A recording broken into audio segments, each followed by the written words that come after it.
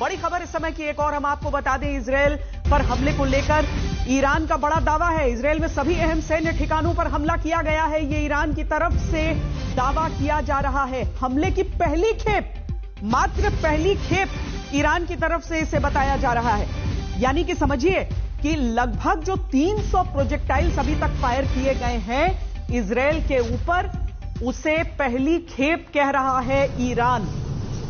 अब जो ground invasion Lebanon में नसरुल्ला के मारे जाने के बाद, उसको मारने के बाद जो आईडीएफ के जो सैनिक हैं, जो इजरायल की सेना है, उसने जो वहां पर जमीन पर इन्वेजन किया है, जहां पर लोगों से कहा गया था कि आप उत्तर की ओर बढ़िए, दक्षिण को छोड़ दीजिए, सामान्य नागरिकों को कहा गया था।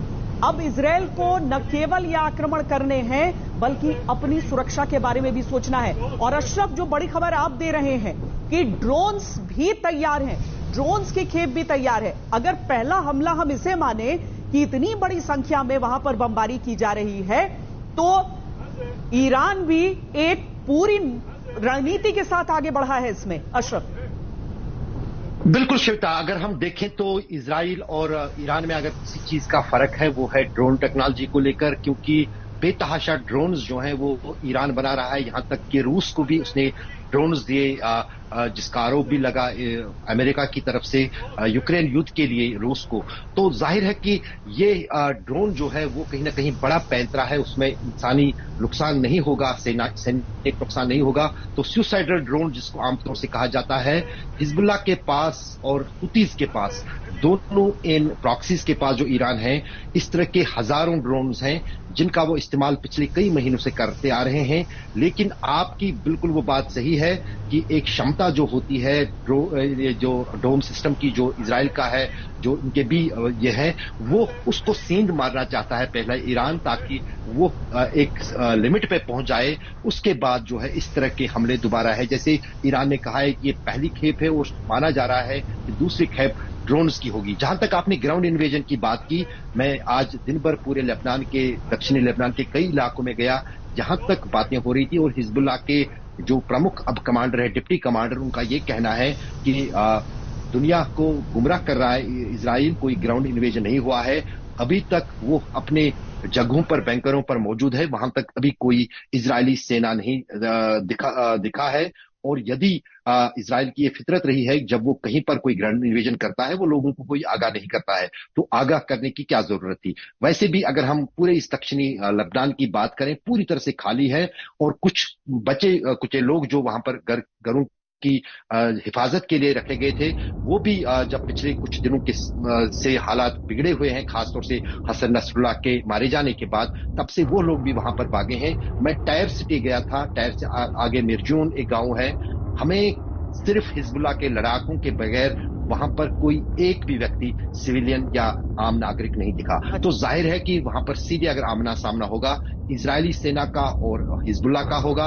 और ये जो आज ईरान ने अटैक शुरू किया है, उसका आड़ लेते हुए हो सकता है कि जो टैंक्स नॉर्दर्न बॉर्डर पे रखी है और जो ग्राउंड फोर्स वहां पर तैनात रखा है, उनको भी निशाना बनाने की कोशिश हिजबुल्लाह से सीधे तौर पर होगी, क्योंकि उसमें कोई डोम सिस्टम या कोई एंटी एयरक्राफ्ट सिस्टम की जरूरत नहीं होगी। वो 1-to-1 बैटल होगी। और शायद माना जा रहा है कि वहां पर जो है ऑफेंसिव रूप में हिजबुल्लाह के लड़ाकू जो भी बचे कुचे हैं, वो वहां पर आके इजराइल के उन सैनिकों पर हमला कर सकते हैं। स्थिति अभी बहुत ज्यादा गंभीर होती जा रही है, बहुत ज्यादा गंभीर हो रही है। और इसे शब्दों में बयां करने से बेहतर हम ये तस्वीरें आपको जो दिखा रहे हैं उससे स्पष्ट आपके सामने होगा। दरअसल इससे पहले जब हिजबुल्लाह ने 2006 में उसके ऊपर दनादन रॉकेट फायर किए थे, उसके बाद ही आयरन डोम की जरूरत महसूस हुई थी। एक तरह से हम देखें तो कॉम्बैट में इस्तेमाल उसका 2011 के बाद से हुआ था। एक प्रक्रिया है जिसके जरिए एक तरह से आप समझ लीजिए एक अदृश्य शील्ड हो जाता है समूचे इजरायल पर, जहां पर इंटरसेप्ट कर लिया जाता है। जैसे ही कोई रॉकेट आ रहा होता है, कोई बॉम्ब, कोई मिसाइल आ रहा होता है, तो उसको इंटरसेप्ट बीच में कर उसे आसमान में ही उस शील्ड के साथ नष्ट कर दिया जाता है। अब हमास की तरफ से हजारों रॉकेट दागने का दावा किया गया था, हालांकि इजरायल ने इतनी बड़ी संख्या नहीं कहा, लेकिन अगर हम 1000 का भी वो आंकड़ा लगा लें तो उसे नष्ट करने में इजरायल सक्षम रहा था, इजरायल का जो आयरन डोम था वो सक्षम रहा था, लेकिन 90% अगर किसी की एफिकेसी है और इतनी संख्या में वहां पर मिसाइल दागे जा रहे हैं, जैसे हम आपसे बात कर रहे हैं उसके साथ साथ ये ताबड़तोड़ वहां पर मिसाइलों के गिराए जाने का, दागे जाने का पूरा जो प्रक्रिया है उसकी वो जारी है। कुछ ही देर पहले आईडीएफ की तरफ से भी, यानी इजरायल की डिफेंस फोर्स की तरफ से भी वो नक्शा जारी किया गया है, जो हम आपको दिखा रहे हैं, जो लोकेशंस हैं साथ साथ में जहां पर बम दागे गए हैं। लेकिन उसके बाद से भी, अभी भी उसके बाद से भी लगातार ये बम दागे जा रहे हैं। 11 मिनट पहले आखिरी मिसाइल वहां पर दागी गई थी, 11 मिनट पहले वो आखिरी अलर्ट है वहां का जहां पर वो मिसाइल दागी गई थी। मैं इजरायल का अपना अनुभव भी आपको बताती हूं, जहां पर चाहे दिन हो चाहे रात हो, वहां पर आसमान से मिसाइल आती हुई नजर आती थी और दिन के समय उसे मशरूम कहा जाता था। धुएं का एक गुबार सा आपको आसमान में नजर आता और वो मिसाइल के नष्ट होने की तस्वीर। लेकिन उसी सब के बीच में टेल अवीव शहर के बीचों बीच एक मिसाइल के गिरने की भी खबर आई, यानी कि वो जो 100 दागे जा रहे थे उसमें से एक गिरा भी।